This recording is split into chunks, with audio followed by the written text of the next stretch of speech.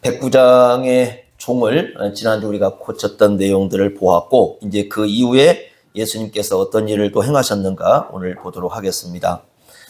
7장 1절에 보면 이제 가버나움이 나오죠. 그 가버나움 지명이 나옵니다. 그리고 이제 오늘 읽은 11절 보면 나인이라는 성 이렇게 나옵니다. 나인이라는 성. 작은 마을로 알려지긴 했지만 이 성이라는 말이 그 폴리스라는 도시라는 말이 쓰여져 가지고 또 학자들에 따라서는 고대에는 작은 곳이 아니었다 그렇게 얘기를 합니다. 가버나움에서 지금 나인까지 남서쪽으로 한 40km 정도 떨어져 있어요. 그러니까 하루길입니다. 제가 이제 이스라엘 가서는 이 나인이라는 곳은 가보지 못했어요. 그냥 지나가면서 뭐 이렇게 저곳이 그 산이 모래산이라는 곳이 있는데 그 모래산 기슭에 저곳이 나인입니다. 그러니까 잠깐 스쳐 지나가고 그냥 그대로 그냥 지나가고 말아버렸습니다. 예수님이 사셨던 나사렛 동네에서는 한 9km, 9.7km 정도 떨어져 있으니까 한 2시간 거리 정도 될 거예요. 그러니까 나인이라는 곳이 이제 그런 쪽입니다. 그래서 그곳에 있는데 거기에 예수님이 가셨는데 지금 보면 장례식 행렬이 나옵니다. 그 장례식 행렬이 나오고 15절에 보면 누가 장례를 치르고 있는가를 나오는데 과부가 나오고요. 그 다음에 그녀의 독자가 죽었다 이렇게 얘기를 합니다. 그러니까 1세기에는요, 그 과부로 사는 것 자체가 굉장히 힘든 삶이었어요. 아마 이 여인에게 독자는 유일한 희망이었을 겁니다. 그런데 그 유일한 희망이라고 볼 수 있는 아들이 이제 죽었죠. 그 13절 보시면 예수님께서 뭐라고 하시냐면 주께서 과부를 보시고 불쌍히 여기사 울지 말라. 그러니까 이 여인은 굉장히 크게 울고 있었다라는 걸 알 수가 있습니다. 고통을 느끼는 큰 울음소리를 내면서 아들의 장례식 행렬을 여인이 따라가고 있었습니다. 그래서 이 여인의 아들을 살려주신 사건이 바로 오늘 본문에 나옵니다. 여러분 성경에 예수님께서 죽은 자를 살리신 사건이 3번 나옵니다.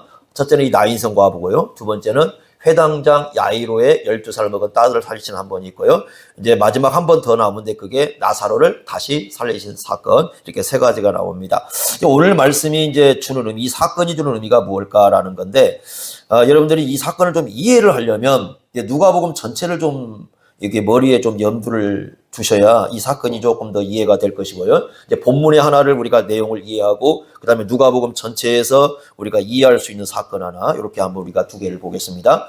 먼저 본문에서 이제 볼 수 있는 건데 여러분들이 여기에서 볼 수 있는 것이 뭐냐면 13절 보시면요. 주께서 과부를 보셨어요. 그리고 어떤 마음을 가지셨다고 말씀하냐면 불쌍히 여기심이 굉장히 중요한 겁니다. 여러분 이 내용을 잘 보시면 그 여인이 예수님께 간구한 게 아니에요. 그러니까 여인이 예수님을 찾아와가지고 아들을 살려달라고 요청한 게 아니에요. 그냥 이것은 보면은 예수님이 그냥 과부를 보시고 그냥 가지시는 마음이에요.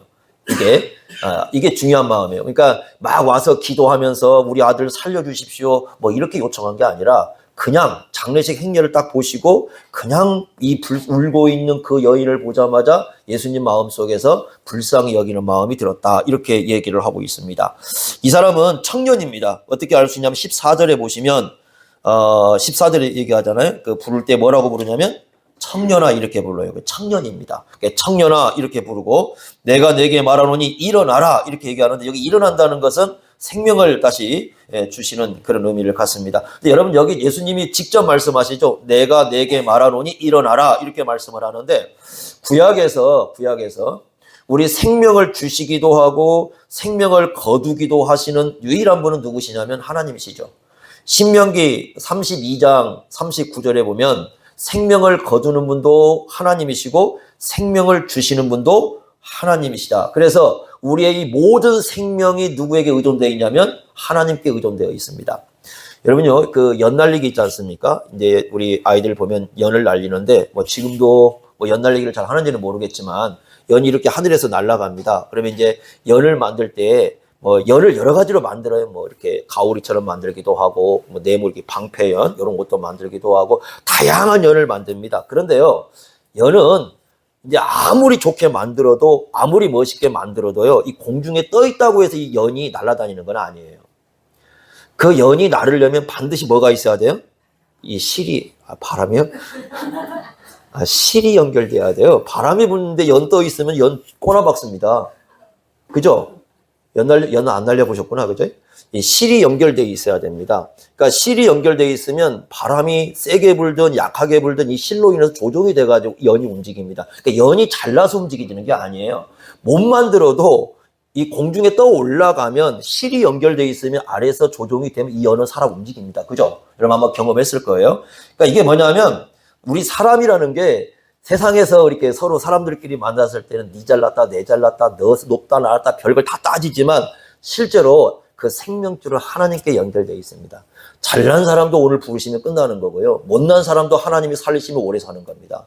그러니까 우리들끼리 모였을 때 잘났다 못났다지 사실은 이 생명은 하나님께 연결되어 있어요. 그래서 성경에서 계속 가르쳐주는 게 생명은 하나님께 의존되어 있다 이렇게 말씀하는데 여기는 예수님이 직접 말씀함으로 신적 권위를 드러내고 있잖아요. 그러니까 예수님께서 직접 살려주셔요.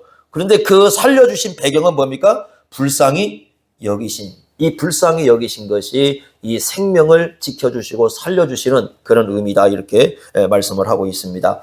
이것은 이제 우리가 나중에 우리가 에베소서를 가면은 이게 이제 그림처럼 나오는 게 뭐냐면 에베소서 2장 1절에 보시면 어떤 말씀을 하냐면 우리는 본래 태어날 때부터 다 영적으로 어떤 존재다? 죽은 존재.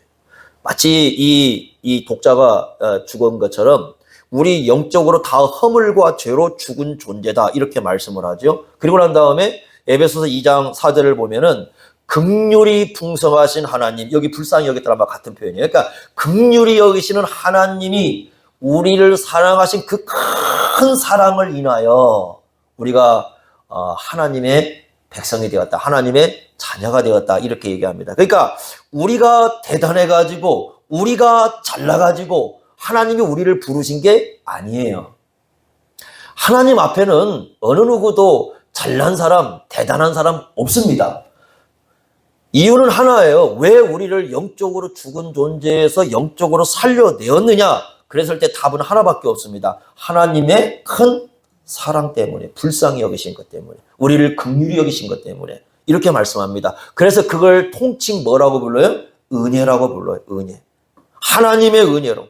그러니까 하나님의 은혜로 우리를 불쌍히 여기지 않았다면 여러분 우리는 아무 소망이 없는 존재예요. 사실은요. 그래서 바울은요. 자기의 모든 서신 속에서 계속 뭘 강조해요? 은혜를 잊지 말라고 얘기합니다. 은혜다. 하나님의 은혜로 우리가 영적으로 다시 살아났고 하나님의 은혜로 지금도 살고 있고 하나님의 은혜가 우리의 모든 인생을 감싸고 있기 때문에 우리가 살고 있는 것이지 그것이 끊어지면 우리는 끝나는 겁니다. 여러분 우리가 여러분 코가 있으니까 살아가는 게 아니에요. 사람이 코를 가졌다고 해서 사는 게 아니라 이 코에 호흡이 있어야 삽니다. 호흡할 줄 안다고 사는 건 아니에요. 공기가 있어야 살아갑니다. 근데 우리는요 날마다 이 산소를 마시면서도 이게 하나님이 주신 것임을 알면서도 이걸 느끼질 못해요. 그러죠? 그냥 내가 코가 있으니까 산다고 생각을 합니다. 내 코가 잘나서 산다고 생각하고 내 코가 높아서 멋있어서 이뻐서 산다고 생각합니다. 아닙니다, 여러분. 아무리 코가 이뻐도 아무리 코가 잘나도 호흡할 수 있는 기능 주지 않고 이 땅에 존재하는 이 산소가 존재하지 않는다면 살아갈 수가 없습니다. 우리의 생명이 그런 거예요. 근데 많은 사람들은 그 하나님의 은혜가 이렇게 우리를 다 감싸고 있는데 그건 잊어버리고 살아가요. 그리고 어떻게 생각하느냐? 내 코가 잘나서 산다고 생각합니다. 그게 착각이라는 겁니다. 여러분 우리가 하나님을 믿고 예수님을 섬기고 이 땅에 살아가는 모든 기반은 하나님의 은혜입니다. 그 하나님의 은혜는 하나님이 우리를 불쌍히 여겨준 게 있어요. 다 마찬가지예요. 여러분들 뭐 저도 마찬가지고 여러분도 마찬가지겠지만 하나님의 은혜가 아니면 아무것도 할 수 없어요. 사실 우리는 그런 존재들입니다. 그게 인간이에요. 그게. 그런데 이걸 하나님께서 잊지 말라 하는 것을 우리에게 말씀해 줍니다. 그래서 이 사람에게 먼저 이 말씀을 통해서 가르쳐 주는 건 뭐냐면 죽음에서 살아나는 것. 이건 육신이 지금 몸이잖아요. 이 몸을 지금 가르쳐 준 겁니다. 몸이 죽었다가 살아나는 것이 뭐야? 하나님이 은혜고 불쌍히 여기시는 사건이다. 동시에 우리의 영적으로 다시 살아나는 것도 우리가 바울 서신에 보면 하나님의 뭐다? 은혜다. 그렇다고 한다면 지금 우리가 생명을 갖고 사는 것도 마찬가지고 우리가 영적으로 살아나서 하나님 백성으로 살아가는 것도 마찬가지고 모두가 다 뭐 하나님의 뭐다? 은혜다. 이걸 우리에게 말씀해요. 이거 잊지 말라는 겁니다. 자, 이게 이제 이 본문에서 우리에게 가르쳐 주시는 거고요. 그 다음에 이제 누가복음 전체에서 말씀해 주는 아주 중요한 겁니다. 이건 뭐냐면 이 청년에 관계된 건데요. 이 청년은 지금 이 다시 살아남으로써 기회를 주신 겁니다. 주님께서요. 분명히 죽었죠. 죽는다는 건 뭐예요? 우리가 죽는다는 것. 모든 기회가 사라지는 겁니다. 선을 행할 수 있는 기회도 사라지고요. 악을 행할 수 있는 기회도 사라집니다. 생명의 활동 기회가 사라집니다. 하나님 나라를 위해서 자신을 드릴 수 있는 기회도 사라져 버립니다. 밥을 먹을 수 있는 기회도 사라지고 잠을 잘 수 있는 기회도 사라집니다. 죽음은 모든 기회를 빼앗아가 버립니다. 자, 여러분 사람이 죽으면 어떻게 되겠습니까? 우리가 아는 진리대로 하면 그 몸은 어디로 갑니까? 흙으로 갑니다. 영혼은요? 영혼은 하늘로 가든지 영원한 지옥으로 가든지. 그래서 그 팀 켈러라는 그 분이 이런 얘기를 했습니다. 제가 이 팀 켈러라는 분이 그 쓴 책, 야, 그 죽음에 관하여는 책을 구하기 위해서 3주가 걸렸습니다. 아, 이거 책을 안 갖다 줘요. 또 갖다 놨더니 다른 사람이 가져갔대요. 아, 그래가지고 이 책을 구하는데 3주를 걸려서 결국은 그 서점에서 못 구하고 다른 서점에서 구했어요. 거기 가서. 그래서 구했는데 그 책에 이렇게 써 있습니다. 한 번 태어나면 2번 죽고 2번 태어나면 1번 죽는다. 무슨 말인지 아십니까? 한 번 태어나면 2번 죽고 2번 태어나면 1번 죽는다. 한 번 태어나면 2번 죽습니다. 이 사람이 보통 우리가 죽는다고 그러잖아요. 영혼과 몸이 이게 한 번 죽음이에요. 또 한 번의 죽음이 있습니다. 뭡니까? 영원한 지옥 형벌이 있습니다. 2번 태어나면 거듭나는 거죠. 몸으로 태어나고 거듭나면 몇 번 죽어요? 1번 죽어요. 이 사람은 뭐가 없어요? 영원한 형벌이 없죠. 자, 이 청년은 2번 죽을까요? 1번 죽었을까요?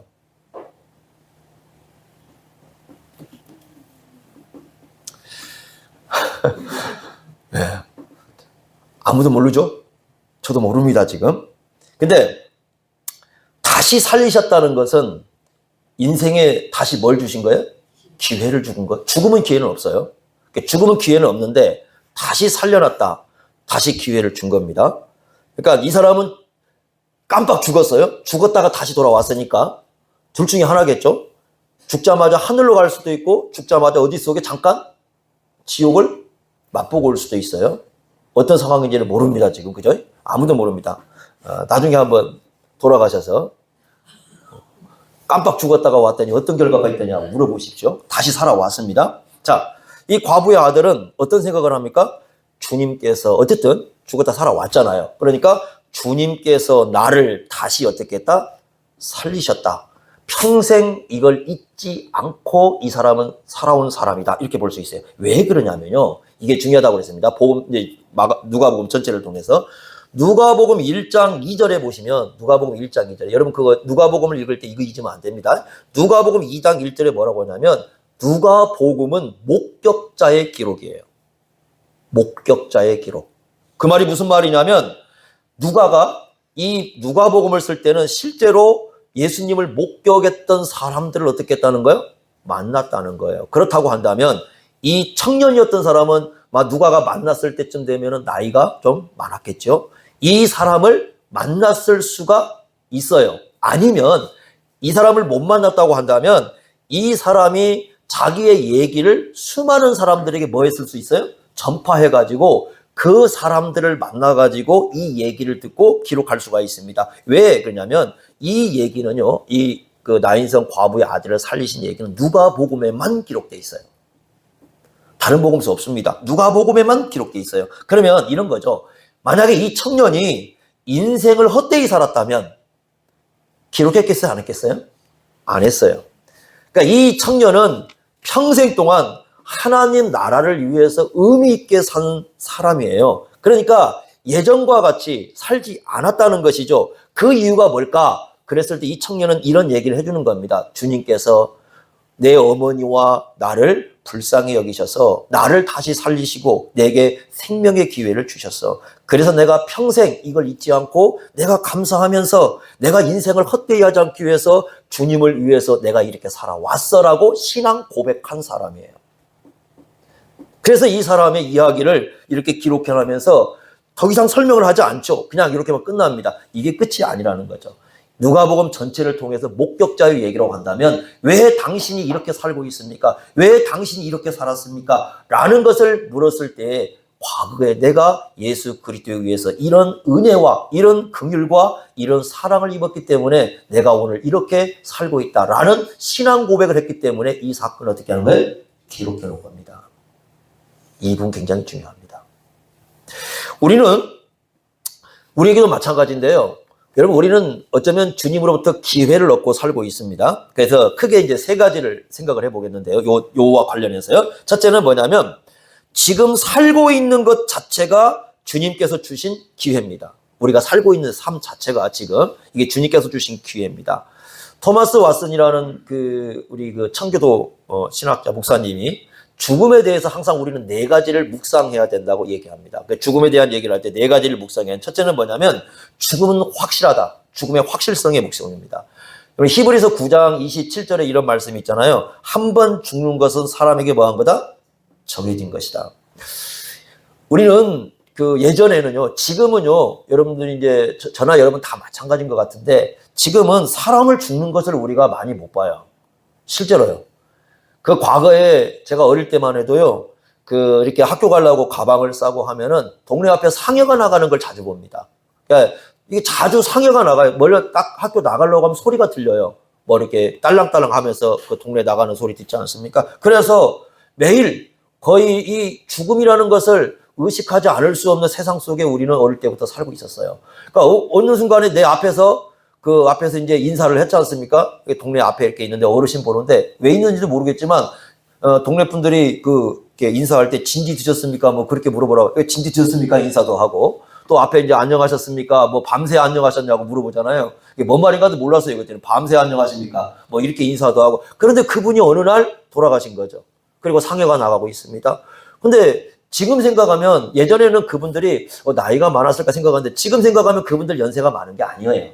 왜냐하면 그 당시에 보면 수명이 짧아가지고 사람들이 오래 산 게 아니더라고요. 그죠? 그런 사람들 늘 우리는 이렇게 보고 살았습니다. 때로는 집에서 아이가 나오면 이렇게 여러분 집에 시골에 가면 이렇게 줄 그어놓죠. 그래서 이렇게 줄 이렇게 해놓고 소나무 꽂고 뭐 여기다가 고추도 꽂고 뭐 이렇게 다 하잖아요. 이렇게 들어올 금을 끊는데 어느 날 그게 없어요. 근데 이 집 아이가 죽은 거예요. 그러니까 그런 것을 늘 봐왔어요. 그러니까 아이도 죽을 뿐만 아니라 어른도 죽습니다. 그러니까 우리는 죽음을 늘 가까이 있었어요. 그런데 지금은요, 다 병원 가가지고 아프면 병원 속에 들어가니까 병원서 의사가 죽었다고 선고하는 그 시간에 잠깐 얼굴 보고 끝입니다. 죽음을 대면하지 못하고 살아가요. 늘 죽음이라는 걸 우리는 어릴 때 대면하고 왔는데 지금 여러분 지금 세상은요, 많은 사람들이 죽음을 대면하지 못합니다. 그냥 자기가 죽을 때가 되면 자기를 통해서 죽음을 말하지 다른 사람을 통해서 죽음을 대면하지 못한 그런 세상 속에 살다 보니까 죽음이 확실하다는 것에 대해서 늘 거리가 있어요. 어릴 때 저희들은 늘 죽음은 우리에게 올 수도 있고 가까이 있다고 생각했는데 어느 순간에 죽음은 베일에 쌓여지기 시작했습니다. 그래서 지금은 사람들이 죽음에 대한 의식을 별로 갖지 않습니다. 그리고 죽음에 대한 얘기를 하지 않습니다. 저희 어릴 때 누가 동네 돌아가시면요, 식사를 하다가 죽음에 대한 얘기를 합니다. 부모님도 얘기합니다. 오늘 누가 돌아가셨다. 가까이 있네. 이분 돌아가셨다. 그 얘기를 자연스럽게 했습니다. 지금은 밥상머리에서 죽음 얘기 못합니다. 언제든지 죽음은 올 수 있는 건데, 죽음은 확실한 건데 죽음에 대한 얘기를 하지 않습니다. 그리고 저 멀리 죽음은 있는 것처럼 생각됩니다. 그러나 그렇지 않습니다. 죽음은 모두에게 오는 확실한 겁니다. 죽음을 피해갈 수 있는 사람은 아무도 없습니다. 이게 첫 번째 죽음에 대한 묵상입니다. 두 번째는 뭐냐? 죽음이 가깝습니다. 자, 여러분들요, 이게 뼈 한번 재보세요. 이렇게 앞에. 이렇게 한번 해보세요. 몇 센치 됩니까? 이렇게 한 뼘 재보세요. 몇 센치? 네? 20cm요? 25cm? 또, 야, 손가락 크다. 나는 손가락이 짤막해가지고, 이게 얼마 안 돼요. 네. 자, 지금 왜 이 얘기 한 줄 아십니까? 시편 39편 5절에 인생은 한 뼘 길이에요. 한 뼘 길이에요. 여러분 방금 쟀잖아요. 그게 인생 길이라는 거예요. 이게 죽음이 가까이 있다라는 겁니다. 그러니까 한뼘 길이 한눈에 보이잖아요, 이렇게. 그죠? 멀지 않잖아요? 요 한눈에 볼 수 있는 한뼘 길이가 이 죽음이라는 거예요. 그래서 이 시편을 보면은 죽음은 한뼘 길이밖에, 인생이라는 건 한뼘 길이밖에 안 되고, 그 안에 우리 인생이 있다는 거예요. 이게 아주 짧게 얘기하죠. 세 번째는 죽음의 불확실성입니다. 아까는 확실성이지만 죽음의 불확실성. 죽음의 불확실성은 뭐냐면 모든 사람이 언제 죽을지 모른다는 겁니다. 지난주에 제가 아시는 저의 성경 공부하는 목사들인데 2명이 수술을 했어요. 2명이 똑같이 심장 수술을 했습니다. 심장 수술을 해가지고 한 번은 세브란스 병원으로 가서 하고 또 한 번은 그 아산병원에 가서 수술을 했는데 한 번은 통화를 못 했어요. 같이 성경 공부 하는 그룹들인데 이제 한 명은 통화를 했습니다. 내려왔다고 그러대요. 그래서 이제 얘기를 하는데 저한테 이렇게 얘기합니다. 목사님, 이제 수술을 세브란스 병원에서 수술을 끝나고 얘기해요. 저 급사할 뻔했어요. 왜? 그랬더니 심장이 이제 이렇게 별로 이렇게 그 심장이 이제 뭐 이렇게 아프고 막 그런 것도 아니고 그냥 갔답니다. 갔는데 가서 보니까 이 심장이 이렇게 막 그렇게 부풀러 있는 거죠. 부풀러 있는데 이 근육이 또 커지면 이것도 위험하다고 하네요. 근데 이제 그렇게 된 이유를 봤더니 심장에서 내려가는 이 구멍이 있는데 거기가 꽉 막혀가지고 만약에 조금만 늦었다면 이것 때문에 급사를 할 뻔했답니다. 그러면서 그 얘기를 합니다. 목사님, 사람이 언제든지 죽을 수 있고 언제든지 가까이 올 수 있고 이게 죽음인 걸 제가 알았어요. 그래서 제가 그럼 내려오면 잘 살아 하여튼 그랬는데 언제든지 죽음이라는 건 언제든지 올 수 있습니다. 우리가 건강하다고 부르지 않습니까? 근데 그 건강하다는 게 항상 건강한 건 아니에요. 우리 내부에서 무슨 일이 발생하고 있는지를 아무도 모릅니다. 이게 사람이거든요. 그래서 죽음은 불확실합니다. 그러니까 죽음은 확실해요. 확실하다는 면에서는 모든 사람은 다 뭐한다? 죽는다. 그런데 불확실합니다. 그 불확실성을 언제 죽을지 모른다는 거예요. 네 번째는 뭐냐면 사람이 죽고 나면 운명이 어떻게 되냐? 영원합니다. 영원 불변합니다. 즉 아까도 말씀드렸지만은 죽으면 여러분 그 사람은 2번 죽을 수도 있고 1번 죽을 수도 있는데 죽으면 2번 다시 기회는 주어지지 않습니다. 영원한 지옥이든지 영원한 하늘이든지 둘 중에 하나입니다. 그래서 우리는 늘 이 죽음의 확실성 속에서 죽음의 불확실성을 갖고 살아가고 있어요. 그렇기 때문에 이 시간이라는 기회, 우리에게 주어진 지금 살아가는 이 시간이라는 기회가 우리가 무엇인가를 할 수 있는 유일한 기회입니다. 이걸 소중히 여기라는 거예요. 성경은 계속해서 우리에게 그런 얘기를 합니다. 제가요, 이제 목회를 하면서 작년도 올해 들어오면서 참 많이 깨닫는 게 이런 겁니다. 주님께서 우리에게 맡기신 사명이 뭐냐? 여러분 그런 거 아니겠습니까? 주님께서 우리에게 맡기신 사명이 대위임 명령이 가서 복음을 전하라, 세례를 베풀어라, 말씀을 가르쳐 지키게 하라, 이거 아니겠어요? 그러면 우리가 어디에 집중을 해야 되는가? 교회라는 건 마찬가지예요.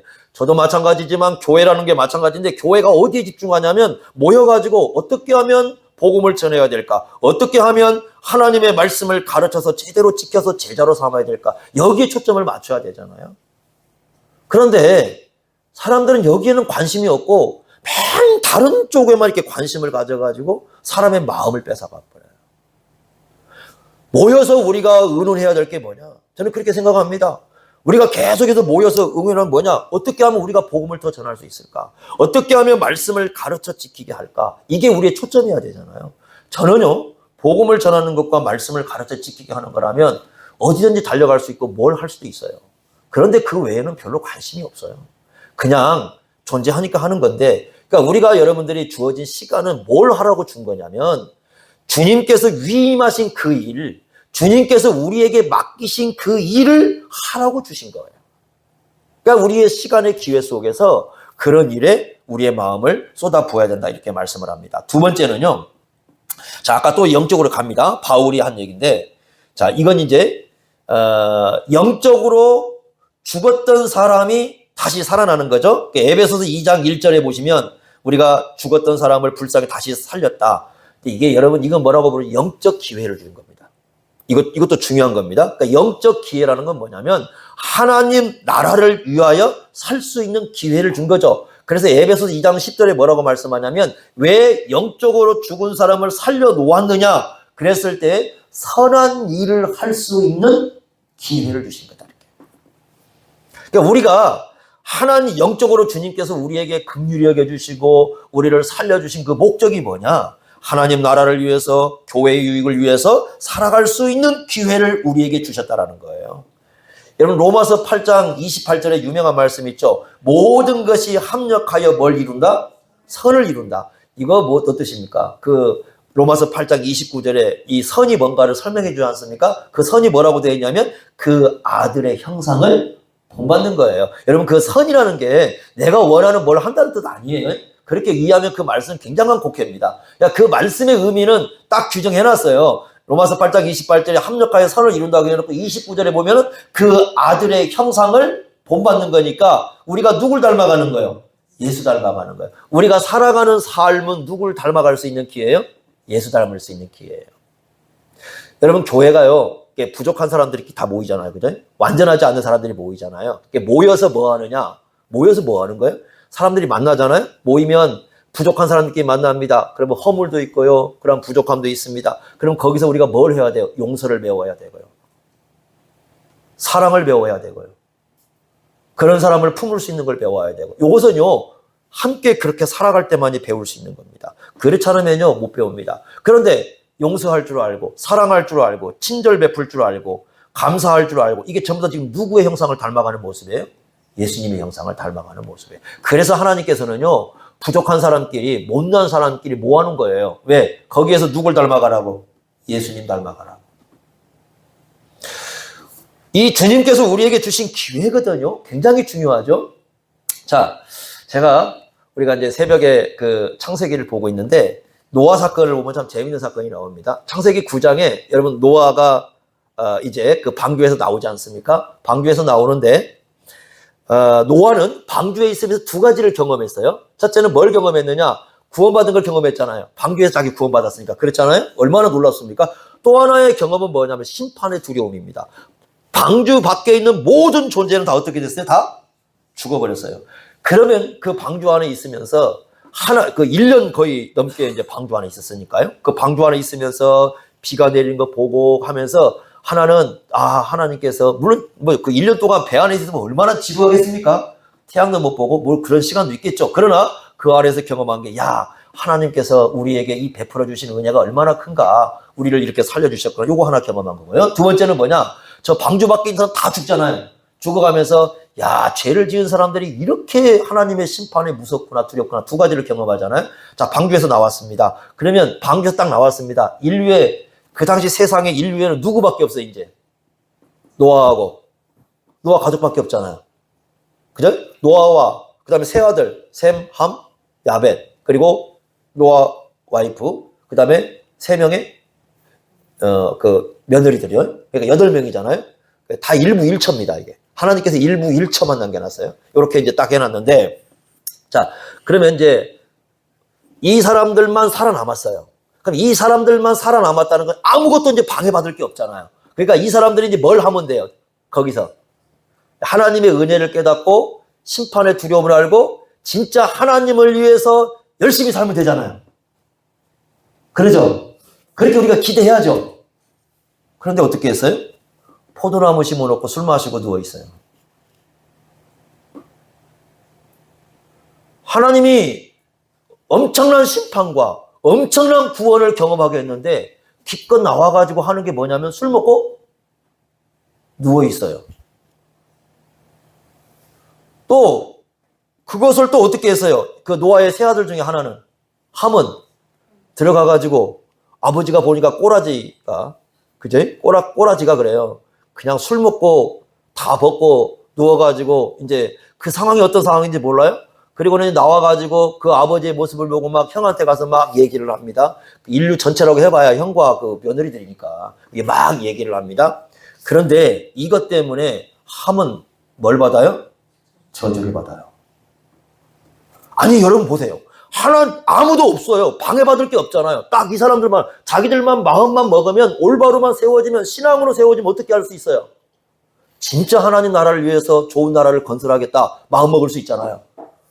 구원도 경험했고 심판도 경험했고 그런데 하나님께서 그들에게 그런 기회를 주셨는데 그런 기회를 주니까 기껏 한 게 뭐냐면 술 마시고 누워있고 아버지 조롱하고 뭐 이런 거 해가지고 결국 심판 저주를 가져오고 이렇게 합니다.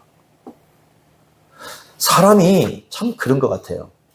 하나님께서 어떤 은혜를 주시고 기회를 주시면 야 정말 이거 우리가 이런 기회를 하나님의 나라를 위해서 어떻게 올바르게 사용할까 이렇게 돼야 되는데 사람들이 그게 아니라 오히려 기회가 있으면 다른 생각을 합니다. 그리고 그 인생을 또 망가뜨리는 일을 합니다. 우리에게 주어진 모든 건 기회잖아요. 이 기회의 시간들을 어떻게 해야 되는가 너무 중요한 거죠. 그러니까 우리에게 이게 영적으로 다시 살려놓은 건 기회예요. 이걸 우리가 로마서 6장에 뭐라고 보냐면 새 생명이라고 불러요. 새로운 생명을 주신 거예요. 그러면 새 생명을 갖고 우리가 영적으로 살아났다면 이 영적인 생명을 갖고 어떻게 하면 하나님의 나라를 위해서 이렇게 써야 되는데 그렇게 가지 못하는 그 현실 속에서 살고 있다는 겁니다. 그래서 이 말씀은 상당히 우리에게 중요한 의미를 부여합니다. 자, 세 번째는요. 이제 누가복음 전체에서 우리에게 가르쳐주는 게 뭐냐면 일상입니다. 일상, 날마다 특히 이제 오늘이라는 시간이요. 오늘이라는 시간. 이 오늘이라는 시간이 아주 중요한 기회라고 말씀을 해주고 있습니다. 자, 첫째는 우리가 살고 있는 것 자체가 기회라고 그랬어요. 두 번째는 영적으로 다시 살려주는 것이 또 하나의 기회를 주는 거고요. 이중기회입니다. 세 번째, 오늘이라는 시간이 기회입니다. 삼중기회를 주십니다. 오늘이라는 시간은 어제보다 나아질 수 있는 기회입니다. 분명히요. 그리고 또 하나는 어제보다 나빠질 수 있는 기회도 되는 게 오늘이에요. 이 오늘이라는 시간 중요합니다. 여러분, 그 오늘이라는 시간을 강조하고 있는 것이 성경의 두 군데입니다. 하나는 히브리서 3장과 4장입니다. 히브리서 3장과 4장에 보면 히브리서 3장 7절에 이렇게 말씀했습니다. 오늘 그의 음성을 듣거든 3장 8절에 그 마음을 뭐하게 하지 마라? 완고하게 하지 말라. 이렇게 말씀했어요. 그리고 히브리서 4장 2절에 뭐라고 했었냐면 말씀을 들었다면 그것을 어떻게 들어야 되냐면 믿음으로 들어야 된다. 만약에 말씀을 믿음으로 듣지 않으면 안식이 남아있다 해도 즉 하늘나라에 간다고 하는 약속이 주어졌다 할지라도 들어갈 수 없다. 그리고 다시 또 히브리서 4장 7절에 오늘이라는 시간에 음성을 그러니까 이 말이에요. 오늘 그의 음성을 들어라. 오늘 하나님의 음성을 들어라. 그리고 오늘 하나님의 음성을 듣는다면 그 오늘이라는 시간 속에서 하나님 말씀대로 살아가라. 이게 히브리서 3장과 4장의 강조점입니다. 전도서 7장 10절에 이런 말씀을 했습니다. 옛날이 오늘보다 나은 것이 어찌미냐 하지 말아라. 이렇게 묻는 것은 뭐가 아니다? 지혜가 아니다. 예전에 우리 다 잘한 게 있고요. 또 잘못한 게 있잖아요. 내가 예전에 잘했다. 내가 예전에 못했다. 그게 중요한 게 아니라 오늘이라는 시간 속에서 어떻게 이 시간을 가장 신실하게 살아낼 수 있느냐가 중요한 거예요. 여러분 그잖아요. 데마라는 사람 보세요. 데마. 여러분 신약에 보면 디모데후서에 보면 데마가 나오잖아요. 얼마나 열심히 살았고 얼마나 열심히 봉사했습니까? 그 바울이 쓴 서신에 보면 데마가 등장해요. 동역자로 등장하고 하나님 나라 일꾼으로 등장합니다. 그런데 바울이 감옥에서 있을 때 어떻게 합니까? 세상을 사랑해서 떠나서 오늘이라는 시간에 망쳐버립니다. 과거에 그 잘했던 그 동역의 삶이 그 시간 속에서 망가져 버리는 거예요.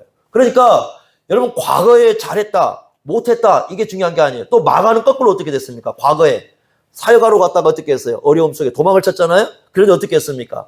다시 회개하고 다시 베드로를 통해서 배우고 그리고 어떻게 합니까? 정말 열심히 복음 들려 살죠? 그럼 디모데후서 똑같은 말씀 속에 그렇게 돼 있어요.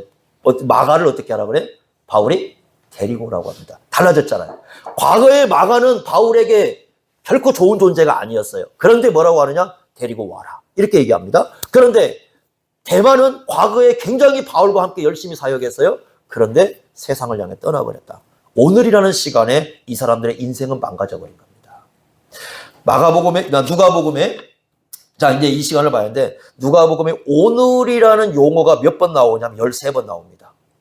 여러분 중요하다고 그랬어요. 누가복음에서 오늘이라는 용어가 13번이 등장을 합니다. 자, 중요한 것 몇 군데만 우리가 한번 보겠습니다. 2장 먼저 11절 한번 보십시오. 2장 11절 이렇게 말씀을 합니다. 2장 11절 보시면 자 다윗의 동네에 구주가 나셨어요. 그런데 그 앞에 시간 하나를 딱 붙여놓습니다. 언제 나셨다는 거예요? 오늘이죠. 오늘 오셨다. 그러니까 오늘 어떻게 하라는 거예요? 영접하라는 거죠. 오늘 오셨다. 이렇게 말씀합니다. 오늘이에요. 오늘이라는 시간. 자, 4장 21절 보세요. 4장 21절. 4장 21절 이렇게 말씀합니다. 예수님께서 이사야의 말씀을 가지고 읽으면서 이렇게 말씀하죠. 21절에 이에 예수께서 그들에게 말씀하실 때 이 글이 언제입니까? 바로 오늘 너희 귀에 응하였다. 오늘이라는 시간을 강조하죠. 자, 12장 몇 군데만 더 보겠습니다. 12장 20절 한번 보십시오. 이 말씀 아주 유명한 말씀이죠. 12장 20절 12장 20절 이렇게 말씀했습니다. 자, 하나님이 이제 그 재물을 쌓아두고 평안히 먹고 마시고 놀자. 그 사람에게 뭐라고 말씀하시냐면 이렇게 말씀합니다. 12장 20절 하나님이 이르시되 어리석은 자여 언제? 오늘 밤에 내 영혼을 거둬가면 네 영혼 누구 것이 되겠느냐 이렇게 얘기합니다. 자, 그 다음에 누가복음 19장 가보세요. 누가복음 19장 가보시면 거기 삭개오 사건이 나오는데 19장 9절입니다. 자, 예수님께서 삭개오에게 구원을 선포합니다. 그때 뭐라고 말씀하냐면 이렇게 말씀했습니다. 예수께서 이르시되 언제? 오늘 구원이 이 집에 일어났다. 계속 지금 강조하고 있죠? 쭉쭉쭉 강조하고 있습니다. 그 다음에 19장, 바로 19장이 피고 있죠? 42절 한번 보세요. 42절. 여기 또 나옵니다. 이르시되 평화에 관한 일을 언제 알았더라면 오늘이라는 시간에 진정한 평화가 뭔가를 알았더라면 이렇게 말씀을 하죠. 자, 이제 하나는 우리가 안 보고 기억합시다. 예수님께서 그 한편 강도에게 하시는 말씀입니다. 낙원에 간다는 얘기 하잖아요. 언제 간다 그래? 오늘이라고 그래. 그러니까 전체적으로 지금 오늘이라는 시간을 이 누가복음에서는 강조를 하고 있습니다. 또 하나 강조하는 게 뭐냐면 날마다입니다. 날마다. 그러니까 날마다가 이 다른 복음서와 다르게 여러 번 나오는 게 뭐냐면 5번 정도가 등장을 합니다. 이 날마다라는 말이 5번 정도가 등장하는데, 자, 특이한 거 있습니다. 그 특이한 것을 한번 보겠습니다. 9장 23절 보십시오. 9장 23절. 이렇게 말씀했습니다. 9장 23절. 한번 보십시오. 23절. 또 무리에게 이르시되 아무든지 나를 따라오려거든 자기를 부인하고, 그 다음에 뭐라고 했습니까? 날마다 제 십자가. 다른 복음서는 없죠. 다른 복음서는 이게 날마다 없이 뭐라고 되어 있습니까? 그냥 자기를 부인하고 자기 십자가를 지고 나를 따르라 그랬잖아요. 그런데 여기는 뭐라고 썼습니까? 날마다를 넣고 있습니다. 자, 16장 한번 가보세요. 16장 19절. 여러분 부자 있잖아요. 지옥에 간 부자. 예, 부자들도 지옥 갑니다. 지옥에 간 부자. 16장 19절 한번 보십시오. 19절. 자, 이렇게 되어 있습니다. 한 부자가 있었어요. 그런데 자색 옷과 고운 베옷을 입고, 그 다음에 뭐라고 되어 있어요? 날마다 호화롭게. 얼마나 인생을 낭비했겠어요? 날마다 그렇게 살았다. 이렇게 얘기합니다.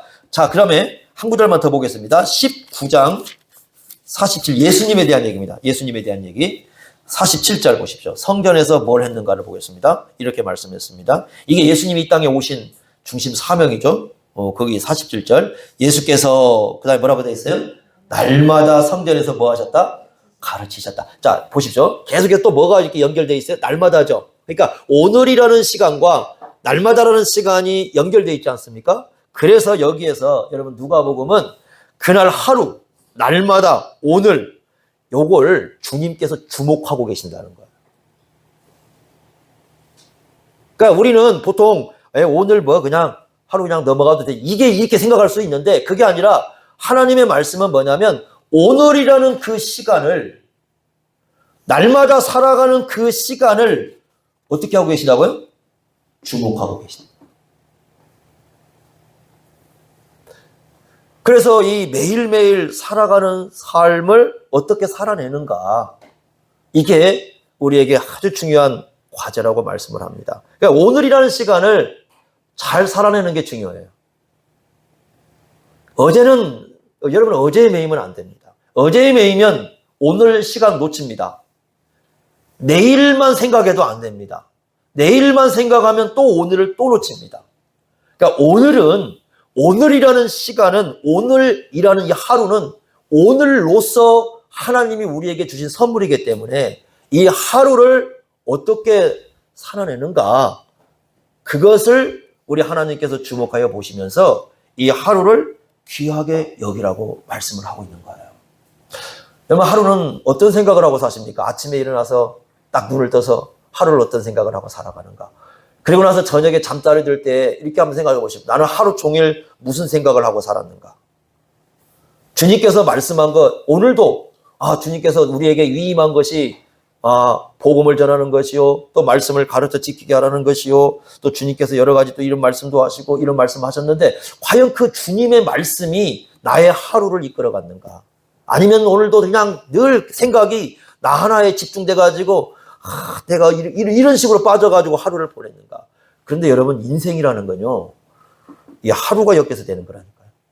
하루가 엮여서 돼요. 그래서 청교도인들이 뭐라고 가르쳤냐면 하루는 인생의 청사진이라고 가르쳤어요. 그러니까 그 하루를 보면 이 사람 인생의 전체 그림을 볼 수 있다는 겁니다. 어떻게 보면 그래요. 그죠? 하루를 보면 인생의 전체가 보여요. 내가 어떻게 하고 있는가, 어떤 생각 속에 살고, 어떤 마음 속에 살고, 어떤 일 속에 살아가는가, 그걸 이렇게 보게 되면 그 하루를 통해서 우리 인생이 보여요. 그러니까 이 하루라는 시간이 하나님이 우리에게 주신 기회고, 그 기회의 시간을 어떻게 살아내는가, 그게 굉장히 중요하다, 이렇게 가르칩니다. 그러니까 이 사람은 이렇게 하는 거죠. 그러니까 다시 돌아오겠습니다. 이 사람의 청년의 생각은 이런 거죠. 주님께서 나를 살리셨다. 살고 보니까 다시 죽었다가 살아났잖아요. 이제 죽었다가 살아나 보니까 언제든지 죽음은 올 수 있고 하루하루가 어떻게 하더라? 소중하더라. 하루하루가 귀하더라. 하루하루를 낭비해서 살 시간은 없더라. 하루하루가 주님을 나라를 위해서 어떤 생각을 갖고 어떻게 살아야 되는가, 그걸 우리가 늘 생각해야 되더라. 바로 이 사람은 그런 얘기를 우리에게 주고 있는 겁니다. 그래서 이 내용을 보면 단순해 보여요. 그냥 죽었다가 살렸다 이렇게 보이지만 그렇게 보시면 이 사람의 메시지를 읽어낼 수가 없습니다. 그러니까 이 부분은 누가복음 1장의 목격자라는 것 하나 기억하면서 누가복음 전체를 통해서 어떤 메시지를 전해주고 있는가를 통해서 이 사람을 보셔야 됩니다. 그래야 이 사람이 죽었다가 살아난 의미가 드러나는 겁니다. 이것은 우리에게도 굉장히 중요합니다. 우리는 죽음은 확실합니다. 저도 죽고 여러분도 죽고 다 죽습니다. 안 죽을 사람 없습니다. 죽음의 끝에는 주님이 계십니다. 다 여러분이나 누굴 만나야 돼? 주님을 만나야 됩니다. 주님께서 뭘 물어보시겠습니까? 주님께서 이렇게 물어보실 거예요. 야, 내가 너에게 인생의 기회를 이렇게 줬는데, 그리고 너 인생을 이렇게 살도록 했는데, 그리고 내가 너에게 이렇게 위임을 했는데, 너 이 일에 대해서 얼마나 생각했고, 얼마나 관심 가졌고, 얼마나 여기에 너의 모든 걸 쏟아 부었느냐. 이거 물어보실 거예요.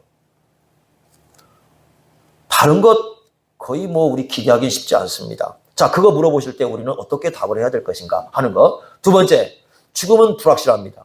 늘 올 수 있는 게 죽음입니다. 제가 최근에 읽은 책 가운데 하나가 일상의 영적 전쟁이라는 이런 책이 하나가 있는데, 그분이 이제 쓴 책에 보면 이런 얘기가 있어요. 그래서 자기가 예수님을 믿게 된 계기를 하나를 설명하는데 뭘 경험하냐면, 차 뒷좌석에 이렇게 차고 갔다고 합니다. 차를 뒷좌석에 차고 가는데 어떤 술 먹은 사람이 갑자기 차 안으로 뛰어드는 거예요. 그리고 자기 앞에서 그 사람이 즉사하는 걸 봅니다. 그걸 딱 보면서, 야, 생명이 저러는구나. 그러니까 그 사건을 통해서 알게 됩니다.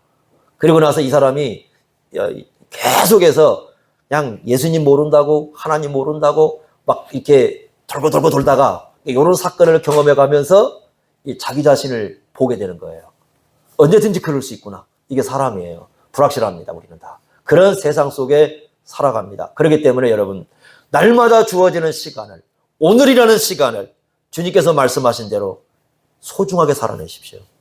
그게 우리 주님을 섬기는 삶에 있어서 굉장히 중요합니다. 나는 아직 어려요. 여러분, 어려도 소중한 겁니다. 그 나이에는 다시 오지 않기 때문에. 나는 아직도 미래가 청춘이 앞으로 창창합니다. 나는 우리 아버지보다 오래 살 거예요. 아무도 보장 못합니다.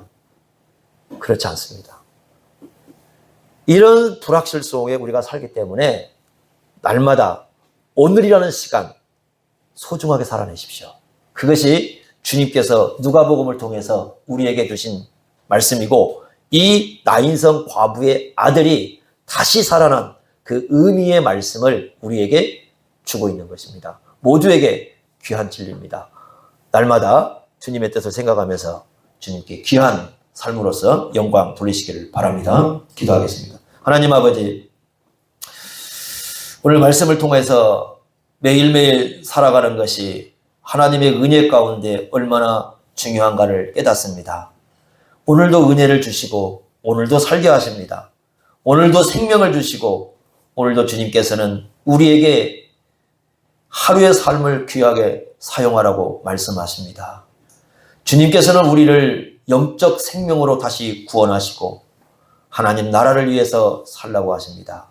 이 귀한 하루하루 소중하게 주님을 위하여 사용할 수 있도록 인도하여 주옵소서. 우리에게 주어진 기회의 시간을 함부로 보내지 않도록 우리에게 지혜를 주시옵소서. 예수님의 이름으로 기도하옵나이다. 아멘.